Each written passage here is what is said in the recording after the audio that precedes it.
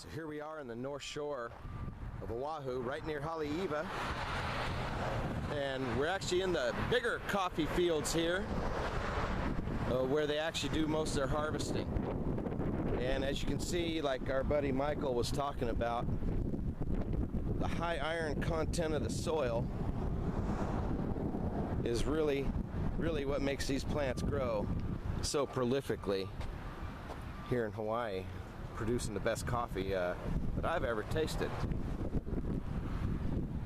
And this one here is particularly the Waialua, and you can see the volcanic rock on the ground and the red soil. I've been to South Carolina and up in the hills in California. I've never seen soil quite this color. I've seen bright red, orange, different combinations, but this obviously has something different in it that stains your fingers, and I don't know, must make good fruit. That's what I'm talking about, because it makes good pineapple. Obviously pineapples love having high amounts of iron in the soil and the high acidity that comes with it. This is quite an incredible sight. You can see all the way to the Haleiwa and the waves down there. Couldn't be a better setting. Temperature, everything's perfect for the conditions. Amazing place here. We're really lucky to be here today. Thanks, No Worries Nation. We will check in with you very soon. All right. Here we are, No Worries Nation. We're at the Green World Coffee Farms once again. It's a beautiful day. Haleiwa, Oahu, North Shore, Hawaii. So right now, we're gonna go check out the field where the coffee's made itself, how they harvest it.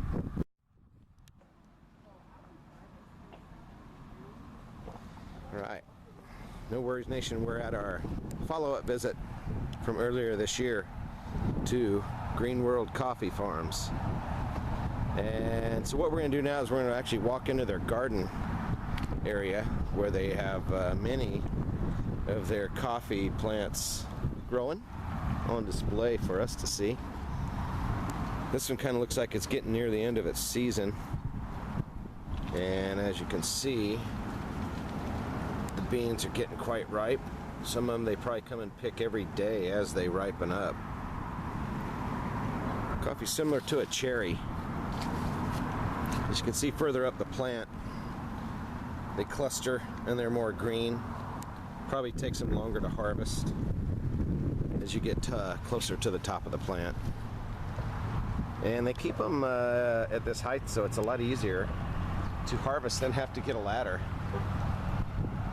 And they just make it have a canopy on the top of it where it's easy to pull them right off as they ripen. So the darker red, just like cherry, just like any other fruit, the darker red the berry, like these, the more that it's gonna sweet flavor and probably a better coffee bean on the inside when they roast it. And the longer it ripens, the better that flavor is going to be of that coffee bean. And then when they roast it, if it's a light roast, you're going to have higher caffeine content. But the more you roast it, you roast that active ingredient, being the caffeine, out of it. So you can see this plant right here is completely loaded down. She's ripe for harvest. Looks like some of the beans have gone bad. Maybe it's caught a blight of some type. There's only a few types of organisms that will actually attack coffee, and maybe they've had problems here. So they don't want to spray it with because it is a fruit, you don't want to spray it with a pesticide that's harmful, so they got to use a natural botanical insecticide, which is a botanicide for organic grown coffee. And that's how they keep that organic certification, is by using only botanical insecticides and fertilizers. So that's all natural. Would say probably compost, or I don't know. Here in Hawaii, they've got such good soil, being the volcanic soil that is here, that I don't think they even need to fertilize very much here, really. You can see a good shots of some nice looking coffee beans. So here, get a good look at the soil. Such high iron content here that it's just amazing how it's almost like blood. The camera probably can't do it justice to what it really looks like, but it'll stain my fingers with that content. The volcanic soil that burps up from underneath the earth is unlike anywhere else, which is obviously a fantastic place for coffee to grow in different regions of the world that are mountainous regions. That's why mountain-grown coffee is better than if you were to try to grow it in the desert. Even if the soil was good, it isn't going to be the same as volcanic. I don't care. They don't call me truth addict for nothing. That's right. That's right. I love that. Tell it as it is. That's right. That's what we are. So, you ready? You're in? Mm-hmm. Okay. So, Michael, Yes. Buddy, Michael Balios. Tell me about how did you get into coffee and how did you get here? Long history with coffee was basically in Hawaii. We start working when we were 8. Grandparents jacked us up on coffee in the morning to go work the fields or our little farm plots before we go to school. So I started drinking coffee pretty much at a young age. As I got older, I realized that you can have better or more flavorful coffee. The quality may be a little bit better. So I started dealing with coffee back in the 80s. Yeah, early 80s. In fact, 89 was when I actually became a full-time barista. And ever since then till now, What is that? What did you say? a barista, What is the bar? a coffee slanger, caffeine dealer. I see. Okay. All the different realms of coffee, like Italian styles to regular drip coffee to iced coffees. But I've been in and out of that business for 25 years. And in this particular spot was a dream of one of the owners' dad. We've known each other for the past 25 years. Nice. So we finally collaborated and came up with this place. So I've been with this place before anything was put up on the wall. Before anything was built on the floor. We built it from ground up, and currently what you see is where we're at. Excellent. And you mentioned something to me earlier, and we had a taste of that ice drip coffee. That's cutting edge. I'd like to, maybe you could show us a little bit about that, so our That's the organizations That's the secret. can see it back at home. Okay. Would you have to kill me afterwards, or something? I'll tell you this. It'll self-destruct in 10 seconds afterwards, or? No, I need to make the world understand quality coffee and really good coffee, so I'll show you. Okay. This is our specialty coffee. It's called an ice drip. Basically, plain and simple, ice, water drips into a cylinder that has coffee that is caught by the container on the bottom. But the chemistry that happens up here really makes a very good, clean coffee, full flavor, full maximum amount of caffeine. So I have a very potent sample right here that we can try. Just give me a minute, I'll go grab some ice and then we can try it. It's super potent, but we usually do a second filter. Yeah, I should second filter. I see something. There it is. Yeah, he even lived long.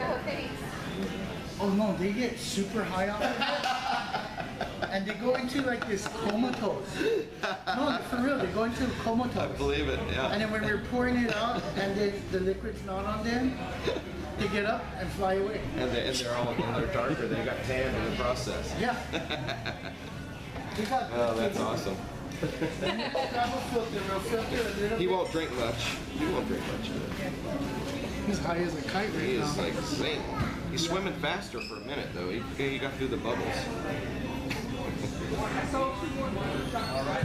funny. Let me flap my So as you ring. can see, Okay, I'm tired. always no worries. There you go.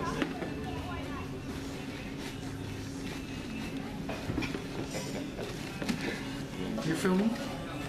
Oh, okay. You may want to help me? You want to sir. hold the paper? I can do that. Okay. Good for something. Let me just pour this out. Do I get to fly? It's kind of like the worm and tequila. Yeah.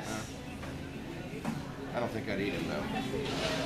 And we're just gonna let that filter, because we're a farm, so we have open doors, so everything's gonna fly.